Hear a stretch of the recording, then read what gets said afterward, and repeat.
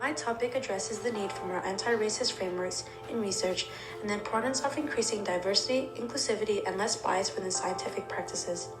This is important for having research to be more fair, and this can help improve the outcomes and results in both psychological science and healthcare. Traditionally, psychological and developmental science has often misrepresented underrepresented communities, which has led to distorted findings and inequality in healthcare. Combining this traditional approach will not only lead to fairness, but will also help to have a more accurate and effective research. This topic states how important it is to understand how racism in research can have bad effects and that a change is needed. In order to address the systemic racial biases within psychological and developmental science in the city of San Francisco, the University of California San Francisco Department of Psychology, Zuckerberg San Francisco General Hospital and Trauma Center, the San Francisco Department of Public Health, and the UCSF Center for Vulnerable Populations must take active roles in adding anti-racist frameworks that improve scientific accuracy, healthcare quality, and inclusivity for marginalized communities. The first resource by Buchanan, titled Upending Racism in Psychological Science, Strategies to Change How Science is Conducted, Reported, Reviewed, and Disseminated, confronts racism in psychological science and supports the need for institutions like the UCSF Department of Psychology to add anti-racist research frameworks as part of addressing systemic racial biases within psychological and developmental science in San Francisco.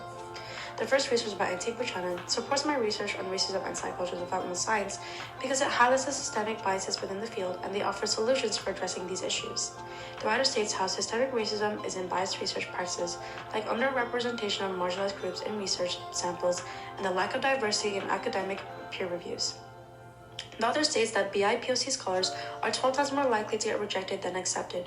To add on, it is said that the research focusing on BIPOC populations is disproportionately less than research on white population and often needs a white comparison group to be published. This emphasizes that it isn't rare for BIPOC scholars to be represented or included when it comes to references of sources. To even further support my claim, the article even mentions that upending racism in psychological science requires change in how researchers report findings and the use of language that is more diverse, equitable, and inclusive. This shows the importance of addressing the systemic biases in the way research is conducted, advocating for change in the language and reporting practices that can help research be more inclusive. Doing so can help challenge the traditional way research has been done, which has often reinforced harmful stereotypes. The second resource by Cooper, titled Advancing Scholarship on Anti-Racism within Developmental Science, Reflections on the Specialist Section and Recommendations for Future Research, calls for adding anti-racist perspectives into developmental science, which helps emphasize how stakeholders like the San Francisco Department of Public Health must prioritize culturally informed research practices to fight racial disparities within psychological and developmental research. The second resource by Shauna M. Cooper supports my research on racism and psychological and developmental science because it gives a deep reflection on the current shortcomings of developmental science in addressing racial issues. The resource highlights how parental attitudes may guide the development of anti-racist beliefs, emphasizing the essential role of early childhood experiences in shaping racial attitudes. Parents of children aged 3 through 12 are more likely to report having talks about race, 59%, compared to having conversations about race with other adults, 29%. This highlights that early childhood is an important period for addressing racial issues, and parents may feel a big responsibility to engage in these talks with their children to shape their understanding of race. The child will either be aware of racism or end up having biases. It is important to teach children about fairness, equality, and equity at their young age, as it holds promise for promoting a more positive outcome at the individual, group, or societal levels. The third resource by Miller, titled Forging Diversity Science-Informed Guidelines for Research on Race and Racism in Psychological Science, calls for diversity-informed research guidelines which highlights how institutions such as the UCSF Department of Psychology must change traditional study design practices that continue to show racism in psychological science and should have equitable outcomes instead. The third resource by Andrea L. Miller, 2019, supports my research on racism and psychological and developmental science because it provides diversity-informed guidelines for conducting research on racism. The writer talks about the importance of including anti-racist frameworks into psychological science, emphasizing the need to challenge the traditional research practices that show racial bias. Establishing diversity science can help deepen out thinking on race and racism, as well as move us toward the goal of informing policy to promote health, education, and other forms of racial equity. If we make sure to include diversity into psychology, it can allow for undergraduate and graduate programs to train the next generation of psychologists to conduct research on race and racism from a rigorous and inclusive program. By adding anti-racist frameworks into education and research practices, it can better prepare students to challenge current biases and create findings that better reflect diverse experiences of marginalized communities. The fourth resource by Quach Thu, titled Experiences and Perceptions of Medical Discrimination Among Multi-Ethnic Sample of Breast Cancer Patients in the Greater San Francisco Bay Area, California, talks about the study on medical discrimination among multi-ethnic breast cancer patients in the Bay Area, which reveals the harmful health impacts of bias, which emphasizes the need for stakeholders like the Zuckerberg San Francisco General Hospital to address racism in care and research practices within psychological and developmental science. The fourth resource by Thu Koch supports my research on racism and psychological and developmental science because it highlights how a patient's physical and mental health can be affected by racial prejudice in medical settings. The article explains how psychological effects of medical discrimination can hinder access to care and worsen individuals' health outcomes. Studies have suggested that racial minorities receive fewer referrals for specialty services and poorer quality health care than whites. This racial inequality in healthcare is not only damaging to the physical well-being of racial minorities, but it can also create a cycle of worsening health outcomes. A person who has gone through discrimination may end up avoiding mainstream institutions because they fear they may be discriminated against. Some immigrant participants described feeling treated with less respect because of the provider's assumption about their educational level, feeling like they were regarded as outsiders. This emphasizes how deeply embedded racial biases are in hospital settings, which gives marginalized races chronic stress, anxiety, and health complications. Therefore, it is important to address this problem and break this harmful cycle.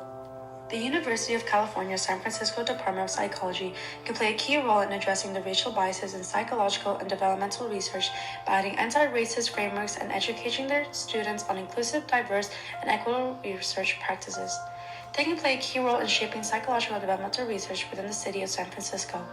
This university has the ability to address the racial biases that research practices tend to have, and they can do this by incorporating anti-racist frameworks and encouraging and teaching students about it. They can help ensure that future research in psychological and developmental science is more diverse and inclusive. UCSF is a prestigious institution that has the opportunity to lead the way in promoting inclusivity and equity in the field. They can challenge traditional research methods that contribute to bias and instead create a more accurate and representative results. UCSF encouraging and teaching students to critically understand and engage with these frameworks can ensure that future generations of researchers are equipped with the knowledge to counteract systemic racism in the field. This approach will not only help grow a more inclusive academic environment, but also encourage other institutions to adopt these practices. UCSF can help shape a future where psychological and developmental science reflects all communities and reduce bias. Zuckerberg San Francisco General Hospital and Trauma Center can play a key role in addressing racial biases in patient care by serving its diverse community through staff training that reduces medical prejudice and promotes awareness of racial inequality to make sure there is equitable treatment for minority patients. This hospital can address racial biases within healthcare and improve the quality of patient care and the accuracy of psychological and developmental research. Training medical professionals to recognize and reduce medical discrimination can help contribute to the broader effort of adding anti-racist frameworks into research and practice in clinicals. With this, they can ensure that healthcare and scientific research are more inclusive and representative of all underrepresented communities. By offering training that highlights decreasing medical prejudice and educating the medical staff about racial inequality, the hospital can make sure that these marginalized populations receive equitable care. This directly supports the goal of combating systemic racial biases within psychological and developmental science. This hospital can address systemic racial inequalities and improve the quality of care provided to the diverse populations in San Francisco.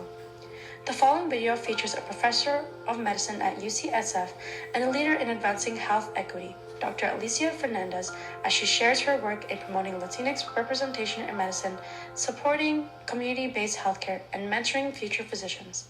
She emphasizes the importance of responsive care, language coordinates, and community partnerships, which are key to improving trust and health outcomes.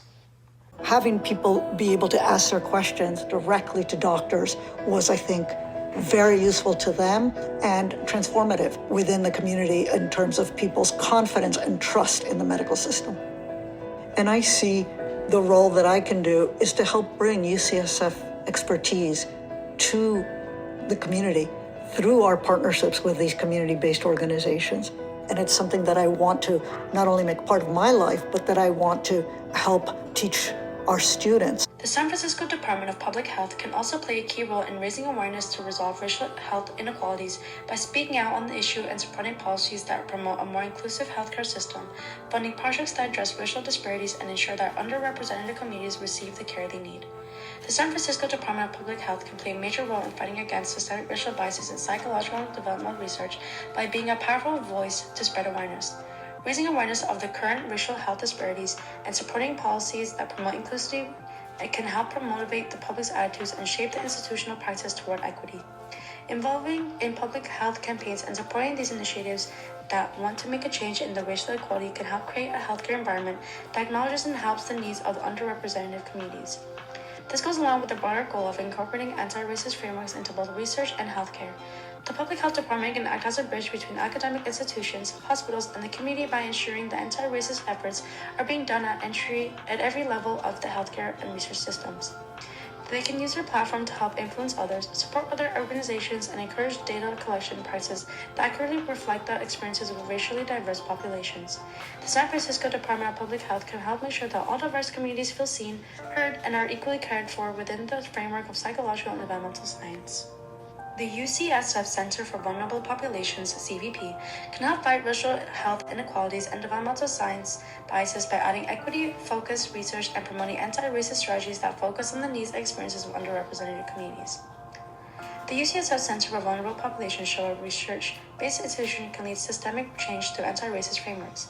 Adding inclusive and equity-driven approaches into psychological and developmental science is important to improving both accuracy of research and the quality of care for marginalized populations, which UCSF Center for Vulnerable Populations can help with. CVP's goal to address health disparities through community-based research and policy advocacy reinforces the argument that institutions must actively confront systemic racial biases and change traditional research practices to better serve communities in San Francisco. Integrating inclusive and equity-driven approaches is essential to improving both the accuracy of research and quality care, and their work shows the importance of involving community voices in shaping health interventions, which can help create a more inclusive healthcare community. The following clip states UCSF Center for Vulnerable Populations' mission to improve health outcomes in vulnerable communities, who are most risk due to factors like poverty and minority status. Vulnerable populations, we are committed to improving health in communities most at risk. Poverty, limited literacy, and minority status are just some of the factors that place communities at risk for poor health and inadequate health care, particularly for chronic conditions like diabetes and heart disease. To effectively fight the systemic inequalities into psychological and developmental science, key San Francisco stakeholders such as the University of California, San Francisco Department of Psychology, Zuckerberg San Francisco General Hospital and Trauma Center, and the San Francisco Department of Public Health, and the UCSF Center for Vulnerable Populations must take collective action. They each hold the power to shape how research and healthcare are approached in diverse communities. By adding anti-racist frameworks into their practices, they can combat current biases, promote equity, and improve the accuracy and impact of both scientific studies and patient care. Their collaborative work is key to creating a more inclusive and fair system that serves the realities of San Francisco underrepresented communities. Seeing how racism can negatively affect society and marginalized groups' daily lives, it is essential to acknowledge the racism in psychological and developmental science. Society may receive the wrong impression on a specific race due to the racism and lack of diversity in psychological and developmental science research. We can help prevent division for our future generations and communities by actively going against the traditional way research is done, where racial equality is lacking, and instead work together to include other races in research. Implementing a more inclusive research can help empathy and equity to grow, which will help advance social change and will benefit the scientific community by having a more accurate knowledge of human development. Embracing diversity can help get rid of the harsh moments where someone does not feel included due to their race. It can help foster a world where everyone is treated fairly and with respect in both science and society.